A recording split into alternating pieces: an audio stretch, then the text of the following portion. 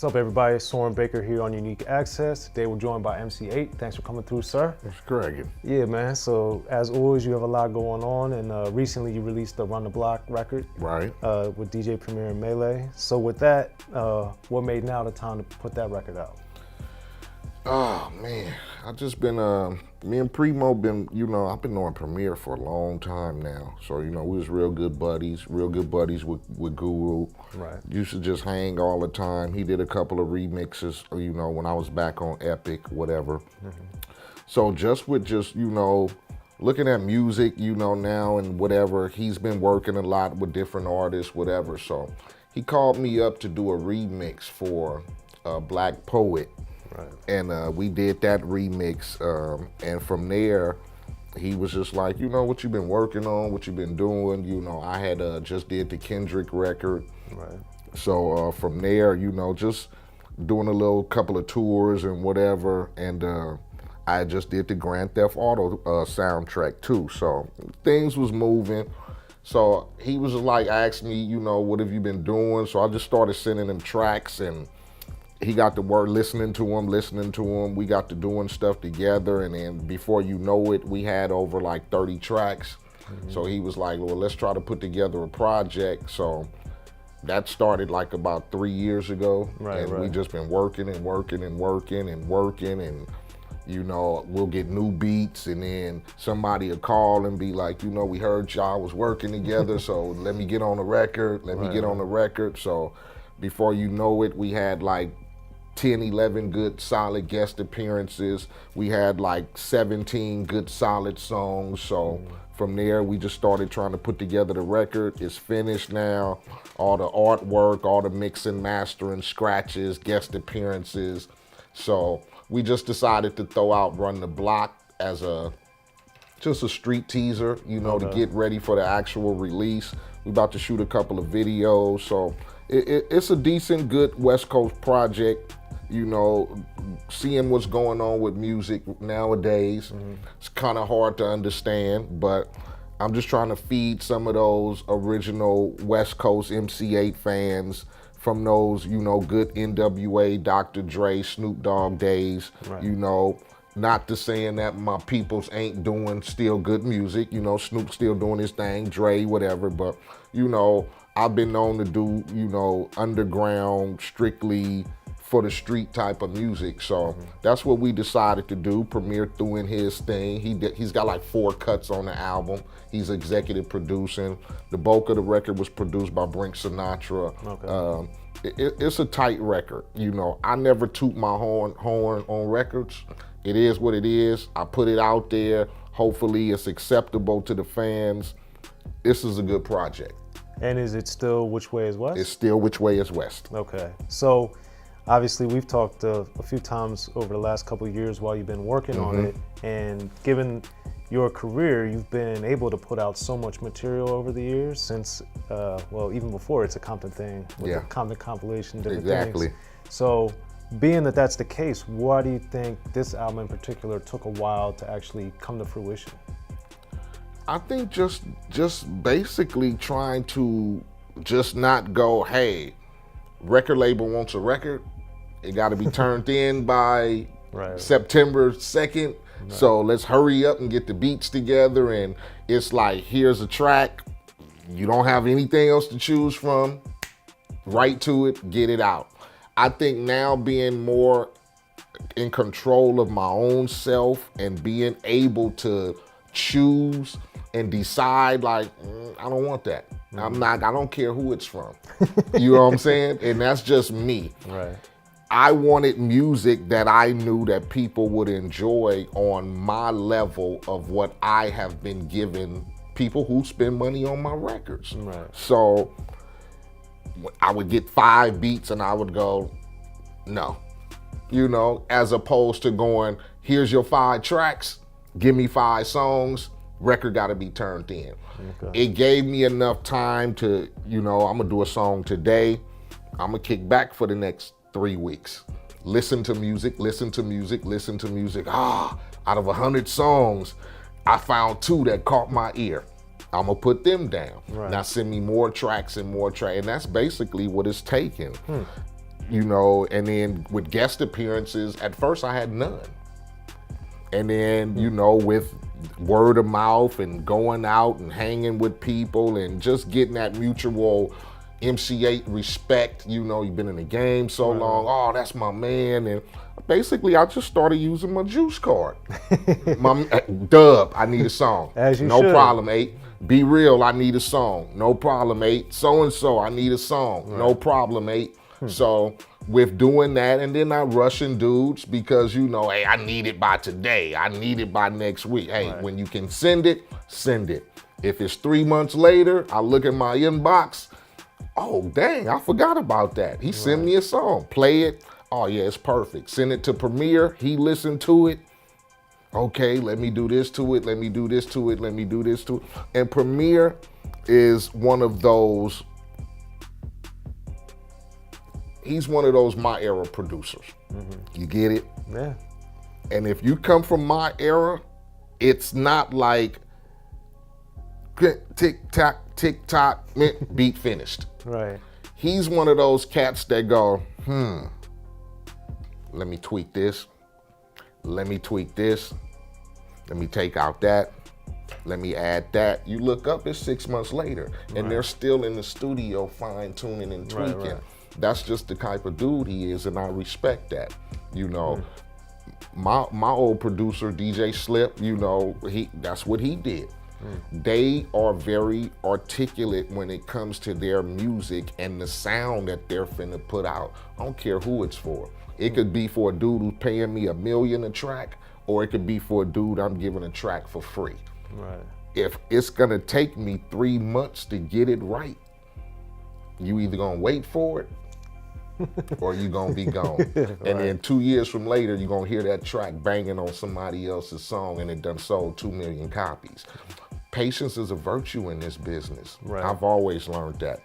That's why I'm still here. Well, I was gonna say it's a testament, I think, to your staying power, but I also think too that, and I'd like for us to explain this a little bit more, because back in the day, in addition to your Compton's Most Wanted and then MC8, you had all the stuff going on with N.O.T.R and the production deals and different things that I don't think, especially with that situation, since it didn't really come out, I don't think people really understood a lot of the musical stuff that you did kind of on the side. I did a lot of stuff, you know, outside of just being MC8, you know. Like you said, I had production deals. I produced, you know, D.O.C from Detroit. Me and Slip mixed and produced half of their record. N.O.T.R, that was my group, Bam and Chill. Me and Slip produced their whole record, you know. I did work for Spice. I did, you know, production on my own records with Slip, with Half Ounce Productions, as far as doing 10 movie soundtracks at the time, and then doing movies, and then, you know, guest appearing in videos for Boss and Wu-Tang, and doing songs with Old Dirty, and going just, it was a transition of a lot of stuff that I was doing, but my first priority was just trying to be MC8. So a lot of people didn't know about a lot of the behind the scenes stuff that I was doing, but I didn't care. I didn't look for gratification for getting production deals and getting dudes deals and producing for Spice or mixing for D.O.C or whatever. I just did what I came to do, and that was to write music and put records out. Okay. And part of the reason I'm asking you with this is leading up to working with Premier on this project, because obviously way back in the days you guys were label mates with the Chrysalis connection, and I know from all of our other talks you guys had toured, Gangster and CM had toured together, but working with Bam, Chill, Slip, Unknown, and all those guys, you knew them, grew up with them, spent a lot of time with them, whereas Premier, not only are you not have that relationship with Premier, but then also being from Texas via New York and all these different things, from a different mentality, also different locations. How have you been able to find, and what have you gotten from him that you didn't get, you know, with everybody else that you had worked with? I think just the mutual respect of somebody who respected what I was doing. Like the beginning of my career, you know, we used to tour together, like you said, and then we just build a friendship to where I would go to New York, not even on business, and we would just hang, you know. Me and Premier have always been buddies like that. So I think just for the mutual respect of music, and then what he brought to the table for me was a sound outside of West Coast. Because being with Chill, Bam, Slip, Unknown, Mike T, whatever, we were automatically labeled as these West Coast dudes, so everything was supposed to be West Coast for us. And there shouldn't have been a broader transition. But then I could go to New York and do songs with Pete Rock. You get me? I could go do beats with Premier. I could go do songs with Old Dirty Bastard. So I think it was me wanting to show people that I was more than just this Compton, you know, gangster MC, you know, khakis, and I wanted to show people like I could write songs regardless of who it was with, whether it was with DJ Slip production or DJ Premier or Pete Rock production or Rick Rock's production on Old Dirty Bastard or whoever else, you know. I just wanted to show people that when you claim to be an MC, so to speak, that means you should have range of everything. And that meant that I can get out of my element, just like with Cube. Everything was Dre, N.W.A at first, blah, blah, blah. And then next thing you know, he ran to New York and it was Hank Shockley and the Bomb Squad. And the sound was just different. It was still LA raps. But then he was able to go broader, nursery rhymes or You Can't Fade Me or stuff that was outside of Once Upon a Time in the projects. You know what I'm saying? So that's what I felt working with Premier brought to the table for me. It was able for people to go, oh, Aiken rap. You know what I'm saying? Outside of going lowrider, hood rat, or drug deals and police, you know what I'm saying? I could do songs like Shimmy Shimmy Remix or One Life to Live, where it's not focused on, man, the homie got killed last night. Right here, we talking about just having fun with music and celebrating music and being good. So that's why I've always been able to go, and then people give me the respect to that. Go, man, you work with East Coast cats like it ain't nothing. And my thing was, yeah, I'm a West Coast artist, but I'm an artist, period. So I don't want people to get that tripped up by going, you from the West Coast, you from Compton, everything is Compton, blue rags, red rags, Crip blood, you know, hustling, whatever. No, I chose rapping as the profession, so I should be able to show people that even though I come from here, if Premier say, man, I need you to get down with Christine Aguilera, or I need you to do a song for EA because I'm doing a video, I have to be able to do that. One of the reasons, before even getting to meet you and know you, one of the things that I always liked about Compton's Most Wanted material was that it was very soulful, and it had like a blues element, and a soul element, and even a jazz element that I think a lot of other music, especially rap of course, didn't really have. Our element was Parliament. Our element was George Clinton. You know, that's what a lot of West Coast dudes grew up on. My family transitioned from down south, you know, Mississippi, all that. So when they came here, it was Millie Jackson, Bobby Blue Bland, Tyrone Davis. You know, it wasn't the typical, the OJs, Isley brother. It was different. So when I would go to my auntie's house, I would hear records like Millie Jackson or Bobby Blue Bland, or, you know, those real Chicken Shack records, I call them, you know, the Meters, and Slip would turn me on to stuff like that. And I would listen to people like Ronnie Jordan and jazz music. So when it came to our production and our music, it was always about, let's be outside the norm. Let's not do a record off of Funky Worm. Let's not do a record off of More Bounce. Let's do a record off the Meters, Duck Sick. Let's do a record off of, you know, Drive By Miss Daisy. You know, I always wanted different different sounds because I felt as musical art, that's what we were artists. Let's get out of we Compton gangbangers, everybody know that. I mean, everybody see that every day since we was growing up. Now that we got these contracts and we're videos, and let's show people that we really are musical. That's it. And that was my thing. Yeah, because even kind of to that point, I remember after It's a Compton thing and Straight Checking Them on the album side of things, I always remember, man, when I first put in Music to Drive By and the intro to that, I was just like, the figure 8. Yeah, I was like, what is this? I was like, did they put the wrong album on? You had to be like I said, I was a kid. I used to watch Schoolhouse Rock on Saturdays, and I remember the little girl would come out and she would be skating, and the Figure 8 song would come on. And that's what you think of when you're an artist.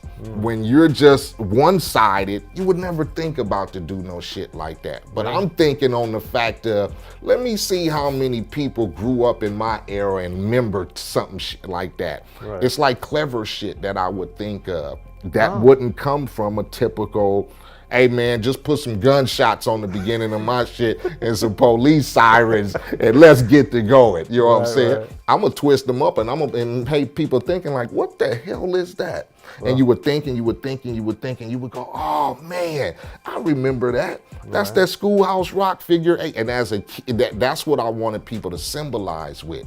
Not for the fact of what it was, but the era of where you come from. That's what I was trying to symbolize with. So just trying to be something clever. Thought I had a brain and was smart, you know.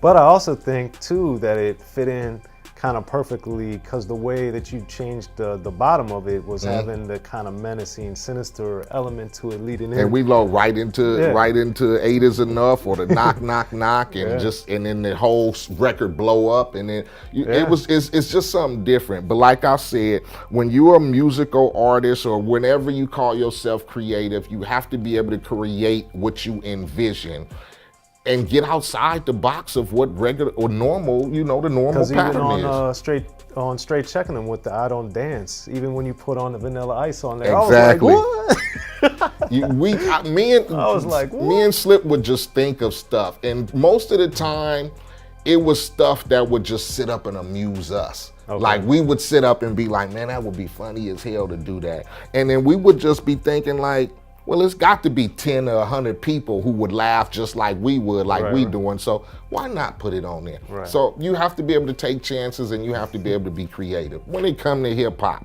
because that's what it is. Like I keep telling people, I come from Compton, I gang bang, I did all that. But when I got this gift to become this musical artist, I wanted to be that.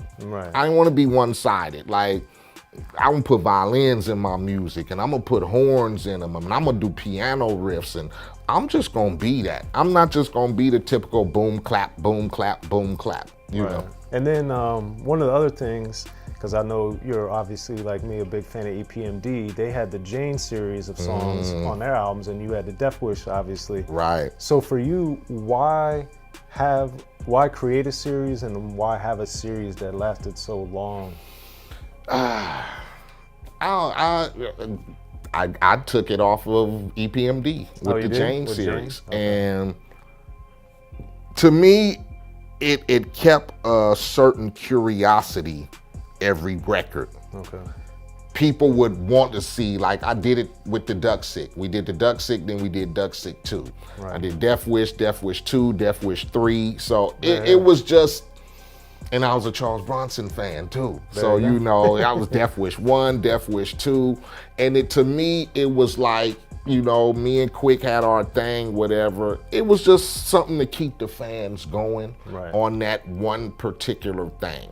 Because you maybe pick up new fans every year. Old fans don't like the new record, the new record, whatever. But keeping that series going always allowed those set fans to always be able to gravitate. So I was one of them. It played its part. People looked forward to the Death Wish records, so that's why I kept them going. Okay. And then you mentioned Quik, obviously that plays into these series of songs. Looking back, what do you think that you learned from having your beef and having your problem with Quik over the years?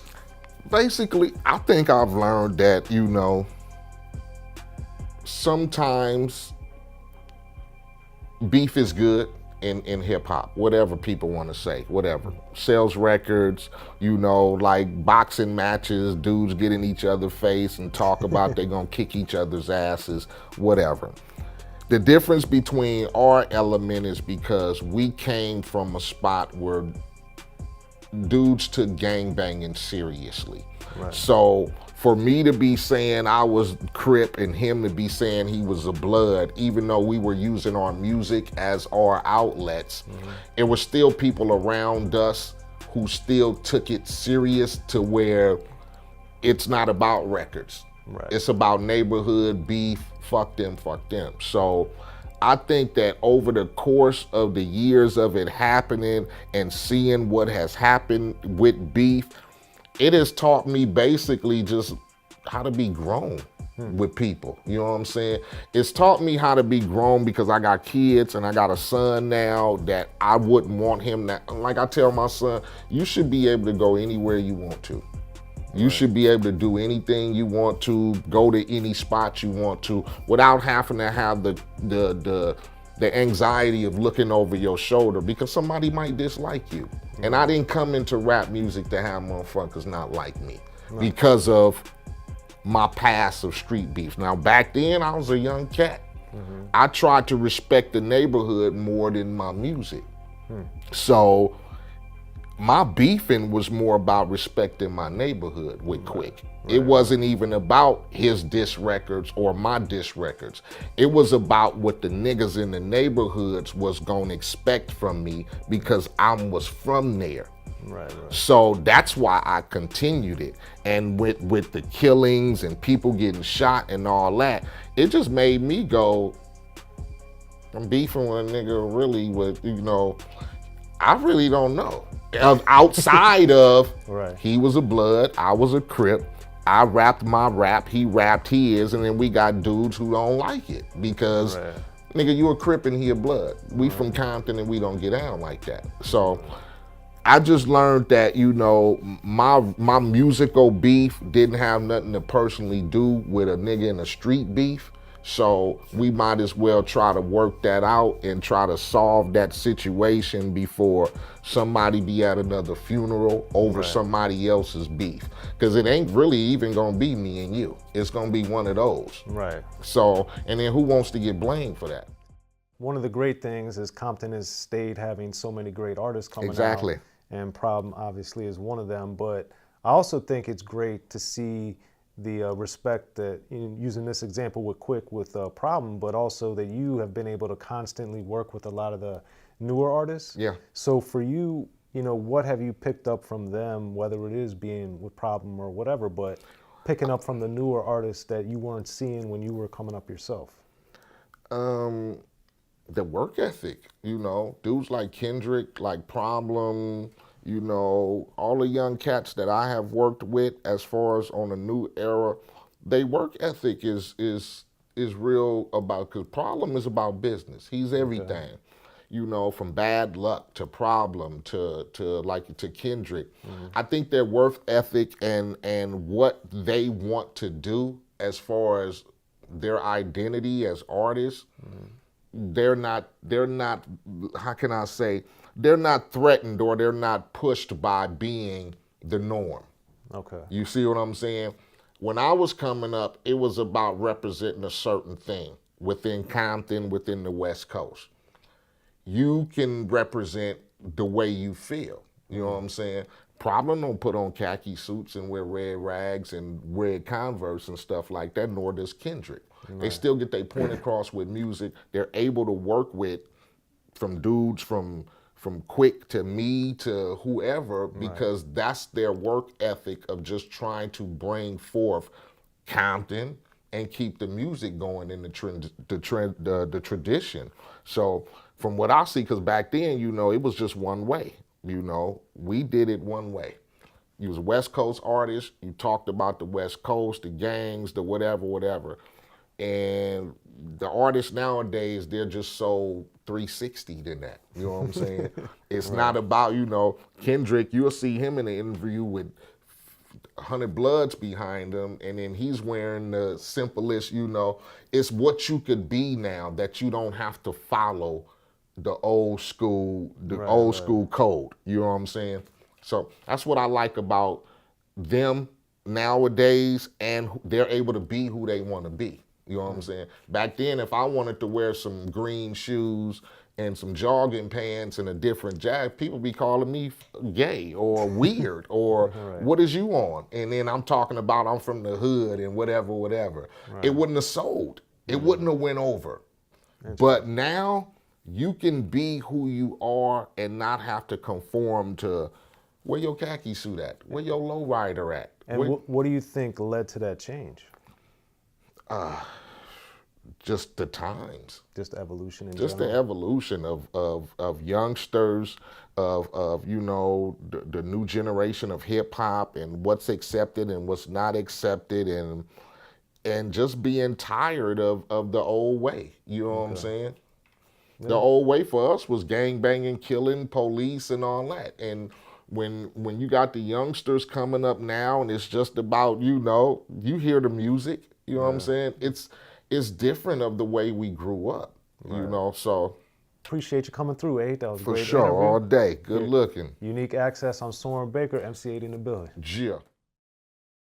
Be sure to check out the History of Gangster Rap by Soren Baker. He's official. History of Gangster Rap features exclusive interviews with Ice-T, Snoop Dogg, MC Ren, the D.O.C, and dozens of others. The History of Gangster Rap, a definitive look at how Los Angeles changed rap forever. In Los Angeles, the streets definitely set the tone of the hip-hop music. At 19, I got a $50,000 car. My whole angle always was, I'll be street, but I will always tell you the horrors that go along with this life. There will be penalties and casualties for just wearing the wrong color in somebody's neighborhood. And once gangster rap made it from the streets to the TV, the genre exploded. With Fab 5 on Your MTV Raps with N.W.A. Yo MTV, it just catapulted us from being local heroes to national gangbang rappers. The History of Gangster Rap discusses it all from 1980 up till today. It's always gonna be shit happening in the streets. You know what I mean? So it's always gonna be something to talk about. The History of Gangster Rap in stores now.